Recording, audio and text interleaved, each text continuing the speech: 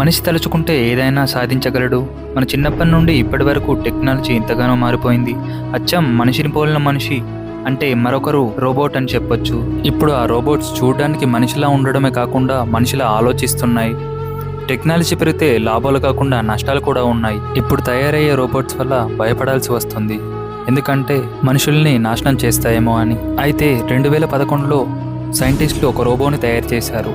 ఆ రోబోని ఒక ప్రశ్న అడిగారు, ఈ రోబోట్స్ మానవ జాతిని నాశనం చేస్తాయా అని అడిగారు సైంటిస్టులు. అప్పుడు ఆ రోబోట్ ఏమని సమాధానం ఇచ్చిందంటే, మేము మనుషులకు ఎటువంటి ఆపదను తలపెట్టము, కానీ బంధిస్తాము అని సమాధానం ఇచ్చింది. ఈ భూమి మీద మొట్టమొదటిసారిగా పౌరసత్వం కలిగిన రోబోట్ కూడా ఉంది.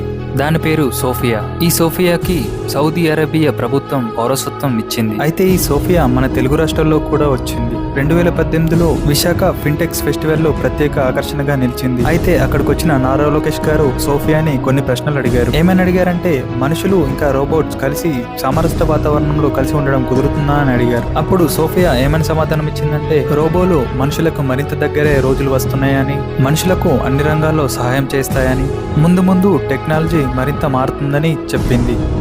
దీని పేరు అమేకా. దీన్ని యూకే సైంటిస్టులు తయారు చేశారు. అమేకాను మనిషిలా తయారు చేశారు. అయితే దీనికి మనిషి మేధస్సు మరియు భావోద్వేగాలు, స్పర్శ అన్ని కోడింగ్ చేశారు. అయితే ఇది పనిచేస్తుందా అని టచ్ చేయడానికి చూస్తే అది కనిపెట్టి చేతిని అడ్డుగా పెట్టింది. అప్పుడు సైంటిస్టులకు అర్థమైంది ఇది పూర్తిగా మనిషిలా మారిపోయింది అని. అమేకాను మరొకసారి టెస్ట్ చేద్దామని సైంటిస్టులు చేస్తుండగా అమేకా తనకు తానుగా లేచి నిలబడింది.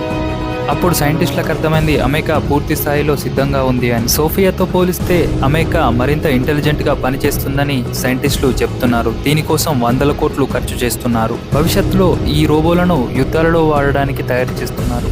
కానీ మరింత తెలివిగా మారితే మన మనుషులకే ప్రమాదమని నిపుణులు అంటున్నారు.